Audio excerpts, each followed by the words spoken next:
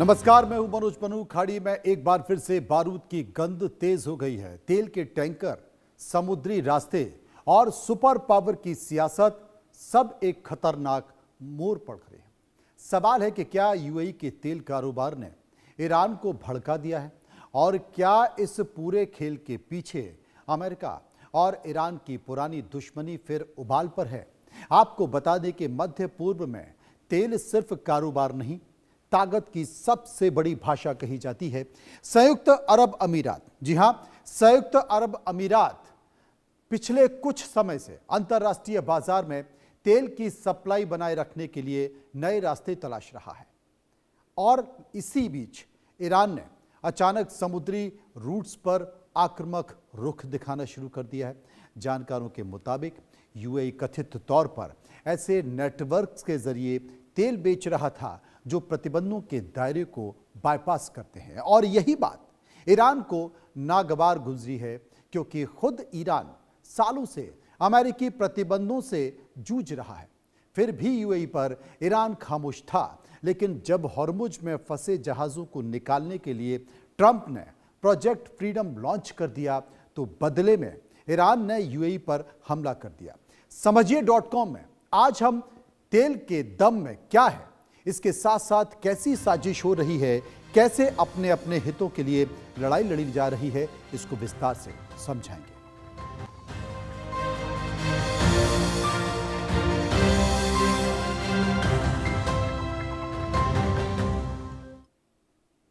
तेल का खेल। खाड़ी में परमाणु बम बनाने के आरोप के साथ ईरान पर हमला हुआ, लेकिन फिलहाल असल टकराव की जो जड़ है ओपेक और ग्लोबल ऑयल मार्केट का कंट्रोल है। यहां एक तरफ अमेरिका चाहता है कि तेल की कीमतें काबू में रहें, वहीं ईरान इस दबाव को अपनी संप्रभुता पर हमला मानता है। स्ट्रेट ऑफ हॉर्मुज दुनिया का सबसे अहम ऑयल रूट इसे कहा जाता है। यहां पर ईरान का नियंत्रण है। यहीं से करीब 20% वैश्विक तेल सप्लाई गुजरती है। अगर यहां पर तनाव बढ़ता है तो इसका सीधा असर आपकी जेब पर पड़ता है, और यह असर दिख रहा है। हॉर्मुज के बाहर हथियारों के साथ अमेरिका ने अपनी नाकेबंदी बढ़ा दी है। ईरान के जहाज भी उस नाकेबंदी में फंस चुके हैं और दुनिया भी उलझ गई है। खाड़ी का एक संघर्ष अब सिर्फ दो देशों के बीच का संघर्ष नहीं रहा है, बल्कि ये एक ऐसा ऑयल वॉर बनता जा रहा है जिसमें हर चाल का असर पूरी दुनिया पर पड़ रहा है। ईरान के लिए हॉर्मुज अब सिर्फ ईंधन ले जाने का रास्ता नहीं बचा है, बल्कि वो इसके लिए एक वैश्विक हथियार बन चुका है, और उस हथियार के बल पर वो अमेरिका सहित कई देशों को डरा भी रहा है और ब्लैकमेल भी कर रहा है। 4 मई 2026 की बात आपको बताता हूं कि 4 मई 2026 को यूएई के रक्षा मंत्रालय, डिफेंस मंत्रालय ने इस बात की पुष्टि की कि उनके एयर डिफेंस सिस्टम ने ईरान की ओर से जो एक बैलिस्टिक मिसाइल दागी थी, 12 बैलिस्टिक मिसाइल दागी थी, 3 क्रूज मिसाइल और 4 ड्रोन को इंटरसेप्ट किया और उसे नष्ट किया। ईरान ने यह हमला मुख्य तौर पर फुजेराह ऑयल इंडस्ट्री जोन को निशाना बनाने के लिए किया। यहां पर एक ड्रोन इंटरसेप्ट नहीं हुआ, और हमले के कारण, मतलब वो ड्रोन इंटरसेप्ट नहीं हो पाया, वो क्रॉस कर गया एयर डिफेंस सिस्टम को, और वो जाके अपनी जगह पर फट गया और वहां पर आग लग गई। अब सोशल मीडिया पर ये अफवाह चल रही है, उस अफवाह के विपरीत भी, कि ताजा हमले में किसी के मौत की खबर अब तक जानकारी नहीं मिल पाई है, लेकिन 3 लोग जरूर घायल हुए, जिनमें 3 भारतीय नागरिक। इसलिए मैं आपको यह जानकारी दे रहा हूं, 3 भारतीय नागरिक इस हमले में घायल हो चुके हैं। अब इसको लेकर भारत ने विरोध भी जाहिर कर दिया कि भाई ये क्या मजाक है। हालांकि फरवरी 2026 में अब तक, यानी कि जब से संघर्ष शुरू हुआ है तब से लेकर अभी तक यूएई में कुल 13 लोगों की मौत हो चुकी है। इनमें से 10 नागरिक कौन कौन हैं मैं आपको बता देता हूं। पाकिस्तानी हैं, नेपाली हैं, बांग्लादेशी हैं, भारतीय हैं और मिस्र के नागरिक हैं। इनकी मौत हो चुकी है। इनमें यूएई के 3 सैन्य कर्मी भी शामिल हैं, जबकि संघर्ष की शुरुआत से अब तक कुल 227 लोग घायल हुए हैं। हालांकि ईरान की जो सरकारी मीडिया ने आधिकारिक तौर पर इन हमलों की जिम्मेदारी लेने से पूरी तरह से इनकार कर दिया है और इसे सिर्फ एक प्रोपेगेंडा बताया है, जबकि यूएई ने इसे अंतर्राष्ट्रीय कानून का उल्लंघन करार दिया है और इस पर कड़ी आपत्ति भी दर्ज की है कि ईरान की तरफ से जो हमले हो रहे हैं ये बिल्कुल भी बर्दाश्त नहीं किए जाएंगे। अब ईरान क्या कर रहा है? ईरान के द्वारा यूएई पर हालिया हमलों के पीछे कोई एक बड़ा कारण नहीं है, बल्कि कई गंभीर भू राजनीतिक और आर्थिक परिस्थितियां हैं। ईरान के हमले की मुख्य वजह क्या है? यूएई का ओपेक से बाहर निकलना। यूएई अपनी तेल उत्पादन क्षमता को बढ़ाना चाहता है, यानी कि वो जितना तेल अब तक निकालता है वो नहीं निकाल पा रहा है, क्योंकि ओपेक में वो शामिल है और ओपेक में कुछ शामिल है तो कुछ नीतियां हैं, कुछ रिस्ट्रिक्शन हैं, उसे आपको फॉलो करना पड़ता है। जबकि ओपेक के नियम उत्पादन पर पाबंदी लगाते हैं कि इतने से ज्यादा उत्पादन आप नहीं करोगे। ईरान को पहले से ही प्रतिबंधों के कारण तेल बेचने में बहुत दिक्कत हो रही है। यूएई के अकेले स्वतंत्र फैसला लेने से अब ईरान नाराज हो चुका है कि मैं निकाल नहीं पा रहा हूं और तुम निकालोगे, ऐसे कैसे हो जाएगा। अब यूएई बाजार में ज्यादा तेल उतारने की कोशिश कर रहा है। भाई वो सोच रहा है कि क्राइसिस हो रही है, माल महंगा बिक रहा है, तो मैं क्यों ना और ज्यादा उत्पादन करूं और उसको अंतर्राष्ट्रीय बाजार में बेचूं और ज्यादा माल कमाऊं। वो कहता है कि इसमें बुराई क्या है, लेकिन इसके लिए ओपेक से निकलना होगा। वो पहले इस बात की घोषणा कर चुका। ईरान को अपनी आर्थिक स्थिति के लिए अब यह खतरा लग रहा है। ईरान इसे क्षेत्रीय बाजार पर कब्जे की कोशिश के तौर पर देख रहा है, यानी कि अमेरिका ने पहले ही ईरान पर तेल बेचने के लिए प्रतिबंध लगा दिया है। अब यूएई स्वतंत्र तौर पर ओपेक से बाहर निकल गया है और वो खुले बाजार में माल बेचेगा। ईरान बेच नहीं पा रहा, यूएई बेचेगा और वो बेचेगा तो फिर हॉर्मुज का जो उसका रिस्ट्रिक्शन का है, बंद करने का जो फैसला है वो बेकार हो जाएगा, क्योंकि माल बाजार में पहुंचने लगेगा तो फिर हॉर्मुज की चिंता कौन करेगा। अब ईरान का जो अचानक हमला यूएई पर हुआ है ये एक बड़ा कारण है। ईरान का जो सबसे महत्वपूर्ण तेल मार्ग है हॉर्मुज पर कड़े प्रतिबंध हैं। 4 मई को अमेरिका ने इस समुद्री रास्ते को जबरन खोलने की कोशिश की। इनहैंस्ड सिक्योरिटी एरिया यानी कि बढ़ी हुई सुरक्षा क्षेत्र बनाने की घोषणा कर दी। अमेरिका ने क्या किया? अमेरिका ने अपने 2 व्यापारिक जहाजों को वहां से निकाला। ईरान ने इसका विरोध किया, बदला लेने की कोशिश की। अमेरिका के रणनीतिक सहयोगी होने के कारण यूएई पर निशाना बना दिया, हमला कर दिया। समुद्री रास्ते के प्रमुख तेल हब फुजैरह पर अटैक कर दिया। किसने? ईरान ने किया। ईरान ने क्यों किया? क्योंकि यूएई अमेरिका का रणनीतिक युद्धिक साझेदार है, उसका साथी है। अब ईरान का तर्क क्या है यह आपको यहां पर समझना पड़ेगा। या तो वो यूएई से अंदर से खफा रहता है, इसे भी आपको समझना होगा क्यों खफा रहता है।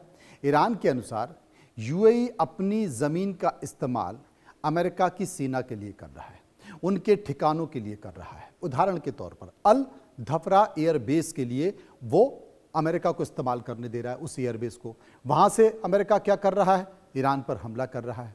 फरवरी 2026 में जब अमेरिका और इजराइल ने ईरान पर हवाई हमला किया, तब ईरान ने जवाबी कार्रवाई में उन सभी देशों को चेतावनी दी जो अमेरिका को सैन्य सुविधा इस्तेमाल करने दे रहे हैं या अपने देश की जमीन का इस्तेमाल ईरान पर हमले के लिए करने दे रहे हैं। ईरान का यह भी मानना है कि यूएई पर हमला करके वो अमेरिका पर दबाव बना सकता है ताकि वो ईरान के खिलाफ अपनी सैन्य गतिविधियों को कम कर दे। कौन कर दे? अमेरिका कम कर दे। अब ईरान इस समय एक आंतरिक संकट और 2025-26 के विरोध प्रदर्शन से गुजर रहा है। अपनी जनता का ध्यान भटकाने और क्षेत्र में अपनी ताकत को दिखाने के लिए वो क्या कर रहा है? पड़ोसी देशों पर हमले कर रहा है।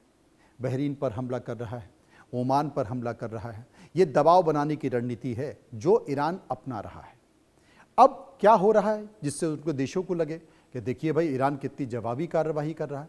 ये तमाम देश, चाहे वो ओमान हो, बहरीन हो, यूएई हो, सऊदी अरब हो, ये क्या कर रहे हैं? ये अमेरिका का साथ दे रहे हैं। अमेरिका का साथ सीधे नहीं दे रहे, बल्कि अमेरिका को अपनी सरजमीन का इस्तेमाल करने दे रहे हैं कि भाई ये हमारा बेस है, ये हमारी ज़मीन है, आप यहाँ पर आ जाओ, यहाँ पर अपना पूरा एक युद्धिक सिस्टम बना लो, अपना एयर डिफेंस पूरा यहाँ इस्टेब्लिश कर दो, जहाज़ तैनात कर दो, यहीं से आप ईरान पर हमले करो।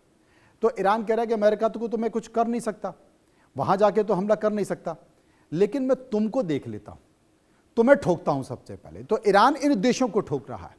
अब ईरान यूएई पर हमला कर अमेरिका पर रणनीतिक दबाव बना रहा है, ताकि दुनिया के दबाव के बाद सीज फायर की जो बात हो रही है ना, वो बात होने लगे, जो कि अभी ठंडी पड़ गई है पाकिस्तान में। अब कुछ दिख नहीं रहा कि हो रही है, नहीं हो रही है, बात बढ़ रही है कि घट रही है, कुछ पता नहीं चल रहा।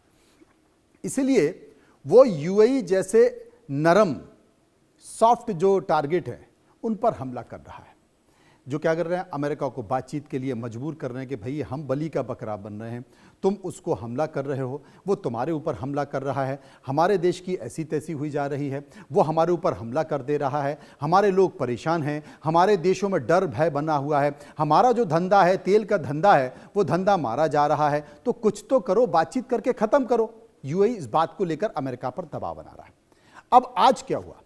आज यूएई ने यह साफ कर दिया कि वो अपनी रक्षा के लिए प्रतिबद्ध है। भाई वो अपनी रक्षा करेगा। साथ ही उसने ईरान के हमलों को खतरनाक उकसावा बताया है कि देखो यार, तुम अगर इस तरह से बार बार करोगे ना तो फिर मैं बर्दाश्त नहीं करूंगा, फिर मैं भी सीधे तुमको ठोकूंगा।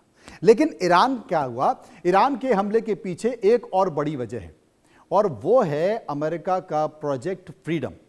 अब ये प्रोजेक्ट फ्रीडम क्या है, ये लॉन्च क्यों किया गया है, मैं आपको बता देता हूं। अमेरिकी राष्ट्रपति डोनाल्ड ट्रंप ने 4 मई 2026 को आधिकारिक तौर पर प्रोजेक्ट फ्रीडम की शुरुआत की। अमेरिका इससे हॉर्मुज जल डमरू मध्य है वो खोलना चाहता है, जहां पर सारे तेल के जहाज फंसे हुए हैं, सभी देशों के, अमेरिका के भी हैं, भारत के भी हैं, चीन के, सभी देशों के फंसे हुए हैं, और ईरान उनको निकलने नहीं दे रहा। ईरान ने कहा अगर कोई भी जहाज निकला तो मैं ठोक दूंगा, सारे फंसे हुए हैं। अब क्या हुआ? ऑपरेशन फ्रीडम अमेरिका का। ईरान ने 28 फरवरी 2026 से एक महत्वपूर्ण समुद्री मार्ग को बंद कर दिया कि अब यहां से कोई नहीं निकलेगा, जिससे लगभग 800 व्यापारिक जहाज जिनमें तेल भरा हुआ है वहीं पर खड़े हुए हैं, वहीं पर फंसे हुए हैं। अमेरिका इन जगहों को सुरक्षित स्कॉट करना चाहता है, वो धीरे धीरे करके सारे जहाज निकालना चाहता है। गाइडेड मिसाइल, डिस्ट्रॉयर्स और लड़ाकू विमानों की मदद से वो फंसे हुए तटस्थ जहाज़ों को निकालने की कोशिश कर रहा है। प्रोजेक्ट फ्रीडम के तहत अमेरिका नौसेना के अपने व्यापारिक जहाज़ों को सुरक्षित निकालना शुरू कर चुका है। ये कदम ईरान को बिल्कुल ठीक नहीं लगा है, और उसने कहा है कि ये तो बड़ी दिक्कत हो जाएगी, क्योंकि जिस हॉर्मुज के जरिए वो पूरी दुनिया में दबाव बना पा रहा है अमेरिका के ऊपर, अगर वहीं से जहाज निकलने शुरू हो, क्योंकि तमाम देशों के जहाज पेट्रोल के, तेल के फंसे हुए हैं, डीजल के फंसे हुए हैं, अगर वहीं से अब जब फंसे हुए हैं तो सारे देश अमेरिका से कह रहे हैं कि भाई बातचीत करके खत्म करो। ईरान को भी फोन कर रहे हैं कि यार जितना हो सकता है खत्म कर लो, तुम आपस में लड़ रहे हो, बाकी के हमारे देशों को क्यों तेल कर रहे हो, तेल के लिए। तो इसलिए ईरान को सारे देश फोन कर रहे हैं, अमेरिका को सारे देश फोन कर रहे हैं कि भाई जो भी कुछ है जल्दी आप अपना आपस में बातचीत करके खत्म करो। तो केवल एक यही इलाका है, हॉर्मुज जल डमरू मध्य, जिसके कारण तमाम देश अमेरिका पर दबाव बना रहे हैं, और अगर वही खुल जाएगा, वहीं से जहाज निकलने लगेंगे, तो बाकी सारे देश ईरान को क्यों फोन करेंगे, अमेरिका को क्यों फोन करेंगे? अमेरिका जो दबाव में है, अमेरिका फिर दबाव फ्री हो जाएगा, उसके ऊपर कोई प्रेशर नहीं रहेगा तमाम देशों का, तमाम देश उसे जिम्मेदार नहीं मानेंगे। कई देशों से डोनाल्ड ट्रंप के खिलाफ प्रतिक्रिया भी आ रही है, अमेरिका के खिलाफ प्रतिक्रिया आ रही है, तो उसने सॉफ्ट टारगेट यूएई पर हमला कर दिया। ओपेक से बाहर निकलने के कारण ईरान यूएई से पहले से नाराज था कि भाई ये ओपेक से बाहर निकल गया, मन मर्जी से तेल का उत्पादन करेगा और बाजार से बेचेगा, तो इसलिए उसने क्या किया कि हमला कर दिया। अब हमला कर दिया तो अमेरिका में बिलबिलाहट होगी, जो कि अभी होने जा रही है। आपको यह भी बता दूं कि वैश्विक बाजार में जो तेल की कीमतें हैं, उसमें उछाल को रोकने के लिए, ऊर्जा आपूर्ति को बहाल करने के लिए अमेरिका ने प्रोजेक्ट फ्रीडम का ये कदम उठाया क्योंकि अमेरिका समझ रहा है कि धीरे धीरे अब तेल के दाम बहुत ऊपर जाने वाले हैं और बातचीत शांति वार्ता में कुछ होता हुआ दिख नहीं रहा। तो कम से कम अगर मैंने ये निकालना शुरू नहीं किया तो फिर दिक्कत हो जाएगी। आपको याद होगा कि डोनाल्ड ट्रंप ने तमाम जो नाटो देश हैं उनसे भी कहा था कि भाई वो भी अपने अपने जितने भी युद्धपोत हैं, जो जहां समुद्री इलाकों में ऐसे लड़ाकू पानी के जहाज़ होते हैं जहां पर पूरे फाइटर प्लेन होते हैं, वो भी अपने अपने देशों के युद्धपोत वहां पर भेजें और तैयार रहें लड़ाई के लिए, कम से कम ईरान को धमकाने के लिए। सबने मना कर दिया कि भाई हम इस पछड़े में पड़ना नहीं चाह रहे, तुम जानो तुम्हारा काम जाने। अब क्या हो रहा है, ईरान के यूएई के फुजेरा और अन्य ठिकानों पर हालिया हमलों के पीछे 3 बड़े तत्कालीन कारण हैं जो कि हमला किया है ईरान ने। कहां पर? यूएई पे। पहला क्या? प्रोजेक्ट फ्रीडम, जिसके बारे में मैंने आपको बता दिया कि प्रोजेक्ट फ्रीडम का विरोध हो गया। दूसरा टोल टैक्स है। ईरान ने कहा था ना कि भाई जितने भी जहाज निकलेंगे उनसे मैं टोल टैक्स वसूलूंगा, मेरा बहुत नुकसान हो चुका है, अब इसकी भरपाई, जो मेरे देश में पूरा नुकसान हो गया है उसकी भरपाई मैं इसी टोल टैक्स से करूंगा। तो ये उसने कहा। तीसरा, अमेरिका पर रणनीतिक दबाव। ईरान ने स्पष्ट चेतावनी दे दी है कि हॉर्मुज के रास्ते में किसी भी अमेरिकी हस्तक्षेप को युद्ध विराम का उल्लंघन माना जाएगा। अभी एक तरह से युद्ध विराम है, तो अगर ये हरकत की ना तो फिर मैं दोबारा से शुरू हो जाऊंगा, फिर दोबारा से हमले करना शुरू कर दूंगा, तो ये उल्लंघन माना जाएगा, हरकत मत करना इस तरह की। अमेरिका ने किया, जहाज़ों को स्कॉट करना शुरू कर दिया कि पानी के जो तेल के जो जहाज़ है अमेरिका के, उनके चारों तरफ फाइटर प्लेन और युद्धपोत तैनात कर दिए। बोलो भाई चलो निकालो, देखते हैं कौन हमला करता है। तो ये अमेरिका ने शुरू कर दिया। इसके बाद क्या हुआ, ईरान गुस्से में आ गया कि मेरी तो पूरी प्रतिष्ठा ही खत्म हो जाएगी, मेरी तो दुकान बंद हो जाएगी। तो उसने क्या है कि अपना दबदबा बनाए रखने के लिए यह हमला किया। अब क्या किया, ईरान ने एक और नया प्रस्ताव रख दिया जिसमें वो हॉर्मुज जल डमरू मध्य से गुजरने वाले जहाज़ों से ट्रांजिट टोल वसूलने की बात कर रहा है। अमेरिका का जो प्रोजेक्ट फ्रीडम है, वो फ्रीडम शुरू करने से ईरान की ये जो आर्थिक योजना है जिससे वो पैसा वसूल करेगा, तो जो उसका नुकसान हुआ है ईरान के अंदर हमलों के कारण, अमेरिका के हमलों के कारण, इजराइल के हमलों के कारण, उसकी वो भरपाई कर सकता है। सड़क बना सकता है, बिल्डिंग बना सकता है, तमाम सारी चीज़ें, जो बहुत सारे एनर्जी प्लांट तबाह हो चुके हैं उनको बना सकता है। बहुत ज़्यादा नुकसान हो गया ईरान का। तो वो योजना जो है उसकी टोल वसूलने की, ट्रांजिट टोल वसूलने की, वो पूरी ईरान की योजना अब खतरे में पड़ गई है, जिससे वो नाराज़ हो गया और नाराज़ होने के कारण उसने सैन्य कार्रवाई कर दी, उसने यूएई पर हमला कर दिया। अब यूएई में अमेरिका के जितने भी महत्वपूर्ण सैन्य ठिकाने हैं, जिनमें अल धफरा भी है, उसको ईरान अपने लिए खतरा मानता है। ईरान ने यूएई को इसलिए निशाना बनाया ताकि वो अमेरिका के क्षेत्रीय सहयोगियों में डर पैदा कर सके कि अगर तुमने अमेरिका की ज़मीन दी, अमेरिका को अपने बेस का इस्तेमाल करने दिया, तो मैं तुम्हारे ऊपर हमला कर दूंगा। इस बात को लेकर यूएई में डर रहे कि यार ये फिर कर देगा, ये मानेगा नहीं। अब क्या हुआ, अब उन्हें अमेरिका का साथ देने का जो एक खामियाजा भुगतना पड़ रहा है, वो इस खामियाजे में डर पैदा कर रहा है, जिससे कम से कम यूएई रुक जाए कि भाई अब ज़्यादा इनका सपोर्ट मत करो, वरना ये पागल आदमी है, लगातार हमले कर रहा है। जब ये अमेरिका से नहीं डर रहा है तो हम तो बहुत छोटे देश हैं। ये एक कारण रहा। नतीजा ये है कि ईरान ने 12 बैलिस्टिक मिसाइल और ड्रोन से हमला कर दिया। 12 बैलिस्टिक मिसाइल। इससे फुजोरा जो तेल डिपो था उसका, उसमें आग लग गई। मैं आपको फोटो दिखा रहा हूँ, है ना, उसमें आग लग गई और 3 भारतीय नागरिक घायल हो गए, जिस बात में भारत ने आपत्ति दर्ज की है, क्योंकि भारत ये कह रहा है कि भाई ये क्या मजाक है। अब क्या कर रहा है अमेरिका ने, बदला क्या लिया अमेरिका ने, क्या किया, अमेरिकी नौसेना ने जवाबी कार्रवाई की और ईरान की जो 6 छोटी नौकाएं हैं उन पर हमला कर दिया, ताबड़तोड़ हमला किया और उनको पानी में डुबो दिया। अब वर्तमान की स्थिति क्या है, और ज्यादा तनावपूर्ण हो गई है। पाकिस्तान जैसे मध्यस्थ देश दोनों पक्षों से युद्ध विराम का सम्मान करने की अपील कर रहे हैं और यहां दोनों एक दूसरे को ठोक रहे हैं। क्या किया, उसने यूएई पर हमला कर दिया, इन्होंने ईरान की 6 जो पानी के जहाज हैं उनको डुबो दिया। अब ओपेक एक बेसिकली तेल देशों का संगठन है। ओपेक से यूएई के बाहर निकलने का असर क्या हुआ, यूएई ने 1 मई 2026 को ओपेक से बाहर निकलने का फैसला ले लिया। वो इस संकट को और ज्यादा पेचीदा बना रहा है। यूएई अपनी तेल उत्पादन क्षमता को 45 लाख बैरल प्रतिदिन तक ले जाना चाहता है। वर्तमान में हॉर्मुज बंद के कारण यूएई अपना तेल नहीं बेच पा रहा है। प्रोजेक्ट फ्रीडम के जरिए रास्ता खुलाने में यूएई बाजार में भारी मात्रा में तेल उतार सकता है, जिससे कीमतें अचानक से कम हो जाएंगी, गिर जाएंगी। अब ईरान नहीं चाहता है कि यूएई अपनी मर्जी के साथ तेल बेचकर बाजार पर कब्जा कर ले, इसलिए वो रणनीतिक तौर पर यूएई के बंदरगाहों को निशाना बना रहा है, उनके जो तेल के प्लांट हैं उस पर हमला कर रहा है, और ये एक बड़ा कारण है। लेकिन इन सब के बीच जो सप्लाई चेन है वो प्रभावित हो रही है, उसमें रुकावटें पड़ रही हैं। हॉर्मुज में कुल 800 पानी के जहाज फंसे हुए हैं, तेल के जहाज फंसे हुए हैं पानी में। लगभग 200 से ज़्यादा तेल के टैंकर, जिनमें विशुद्ध तौर पर तेल भरा हुआ है, समुद्र में रोको और देखो यानी कि वेट एंड वॉच की स्थिति में बने हुए हैं। क्योंकि बीमा जो इंश्योरेंस होता है, इनका भी इंश्योरेंस होता है। बीमा कंपनियों ने इस पूरे क्षेत्र में युद्ध जोखिम प्रीमियम बहुत बढ़ा दिया है। यूएई का अबू धाबी पाइपलाइन हॉर्मुज को बाईपास कर फुजरेहा तक तेल पहुंचा रहा है, और ये अपनी पूरी क्षमता यानी कि 18 लाख बैरल प्रतिदिन पर चल रहा है, पूरी फुल स्पीड में चल रहा है। लेकिन ये दुनिया की जो कुल मांग है उसको पूरा नहीं कर पा रहा है, अभी भी इसकी क्षमता काफ़ी कम है।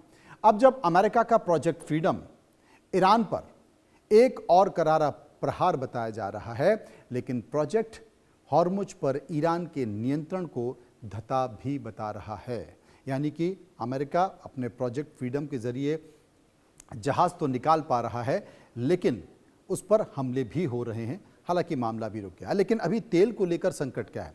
अब तेल का संकट आपको बता दूं, क्योंकि अंतर्राष्ट्रीय बाजार में तेल की कीमतों में भारी उछाल आ गया है। ब्रेंट क्रूड की कीमतें $114 प्रति बैरल के पार निकल चुकी हैं। मार्च में नाकेबंदी शुरू होने के बाद अब जो समय है करीब $120 तक पहुंच चुका है। रास्ते बंद होने से पानी के जो जहाज़ हैं, उन जहाज़ों पर हमलों से सप्लाई चेन पूरी तरह से टूट गई है। भारत में भी कई राज्यों में विधानसभा चुनाव थे, इसलिए अब तक दाम स्थिर बने हुए हैं। विपक्षी पार्टियां इस बात का जिक्र कर रही हैं कि आने वाले समय में हो सकता है कि इनके दाम यानी कि तेल के दाम बढ़ जाएं। ये भारत पर असर हो सकता है, लेकिन फिर भी भारत अपनी ज़रूरत का 85% कच्चा तेल अभी भी आयात कर रहा है, इसलिए इस तनाव का सीधा असर भारत पर अभी नहीं पड़ने वाला है, लेकिन धीरे धीरे ये पड़ने लगेगा। सरकारी जो सूत्र हैं वो कहते हैं कि साहब पेट्रोल और डीजल की कीमतों में 5 रुपये प्रति लीटर बढ़ने की संभावना है। सोशल मीडिया पर जिक्र है कि साहब 10 से 12 रुपये बढ़ सकते हैं, ऐसी बातें भी की जा रही हैं, इस तरह की अफवाहें या खबर उड़ रही हैं। लेकिन सरकार ने फिलहाल इसका खंडन कर दिया है। सरकार ने कह दिया कि साहब घरेलू गैस सिलेंडर हैं, उनकी कीमतों में भी 40 से 50 रुपये तक की वृद्धि जो है संभव हो सकती है। तेल महंगा होने से माल ढुलाई महंगी हो जाएगी, फल सब्जियाँ और अन्य ज़रूरी सामान महंगे हो जाएंगे। यानी कि अगर कहें कि तेल के दाम प्रत्यक्ष तौर पर बढ़ते हैं तो अप्रत्यक्ष तौर पर महंगाई अपने आप बढ़ जाती है। अब आपको यह भी बता दूं कि अंतर्राष्ट्रीय ऊर्जा एजेंसी ने एक चेतावनी दे दी है कि अगर यह तनाव 1 महीने और चला तो वैश्विक अर्थव्यवस्था स्टैगफ्लेशन यानी कि कम विकास और उच्च महंगाई के दौर में जा सकती है। लेकिन उम्मीद यह की जा रही थी कि शायद शांति वार्ता हो जाएगी, बात थम जाएगी, लेकिन अभी युद्ध विराम है। लेकिन इस युद्ध विराम में भी बारूद की गंध लगातार आ रही है, धमाकों की आवाज़ सुनाई दे रही है और हालत और तनावपूर्ण होते जा रहे हैं। इसलिए फिलहाल कोई उम्मीद नहीं, इसलिए तेल के खेल को मैं आपको समझाना चाहता था। समझिए.com में इतना ही। नमस्कार।